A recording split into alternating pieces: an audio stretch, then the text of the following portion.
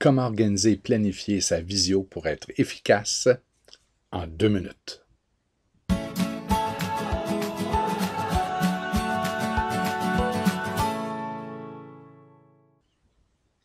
Et oui, il est possible en 2 minutes d'organiser, de planifier une visio et d'être efficace. Voici quelques trucs. Premièrement, je vais faire référence au site OutilsProf sur la page Outils pour la visioconférence.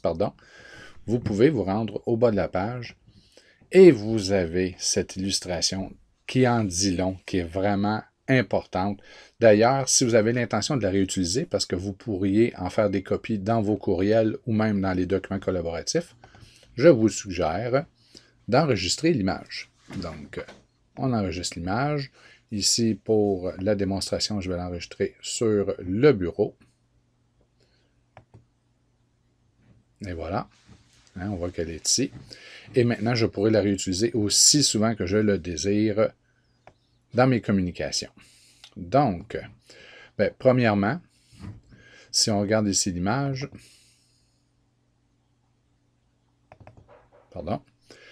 ce sont des règles de base. Donc, envoyer un ordre du jour à tous, nommer une personne modératrice, parce qu'il est très difficile et d'animer et de modérer une rencontre seule. Vous êtes toujours mieux d'être à deux. D'ailleurs, ce sont les deux personnes à qui on suggère de laisser le micro à on, donc activé. Pour les autres, on leur demande de les éteindre lorsqu'ils ne veulent pas parler. Donc, ensuite, vous avez fermé le micro pour les participants, utiliser le clavardage. S'il y a une fonction main levée, utilisez la fonction main levée. D'ailleurs, le modérateur pourra toujours vérifier qui veut parler, et ainsi de suite. Donc, ce sont les usages, les conseils de base.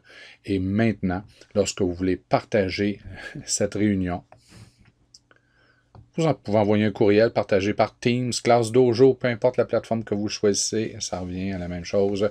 Et voici un courriel type que j'ai fait pour sauver du temps. Donc, je l'ai adressé aux gens qui assisteront à la rencontre, visioconférence du 31 février 2029. Bonjour, vous êtes invité à une visio pour un sujet quelconque.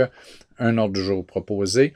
Vous laissez savoir si l'ordre du jour est fermé ou ouvert. Début de la rencontre, laissez connaître votre intention quant à la longueur de la rencontre. Ça permet aux gens de bien se préparer. Et ensuite, vous envoyez un lien pour accéder à la rencontre. Pour accéder à la rencontre, dépendant de l'outil que vous utilisez, il peut y avoir bien des méthodes. Moi, ici, j'aime bien utiliser Jitsi. Donc, je vais démarrer. C'est un lien que j'ai mis dans ma barre en le traînant comme ça.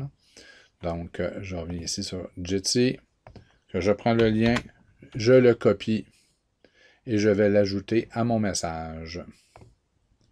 Donc, je l'ajoute ici. Comme ça, les gens n'auront pas besoin de chercher pour se rendre, n'auront qu'à cliquer là. Maintenant, j'aime ça utiliser un document collaboratif que j'ai débuté simplement dans Word en ligne, dans mon OneDrive. Donc, vous avez votre document collaboratif. Je pourrais même décider d'ajouter l'image qui est ici. Donc, on pourrait faire insertion, image, à partir de cet appareil. Je vais choisir le fichier, aller sur le bureau et choisir, allez, ici, insérer. Donc, juste pour rappeler aux gens quelles sont les règles à respecter ou les conseils d'usage. Et maintenant, une fois que mon fichier est terminé, je le partage. On se rappelle, OneDrive, les fichiers par défaut sont privés. Les personnes que vous spécifiez, s'il y a trop de participants, c'est trop long. Donc, vous pouvez tout simplement choisir toute personne ayant le lien aura la possibilité de modifier si on veut travailler ensemble.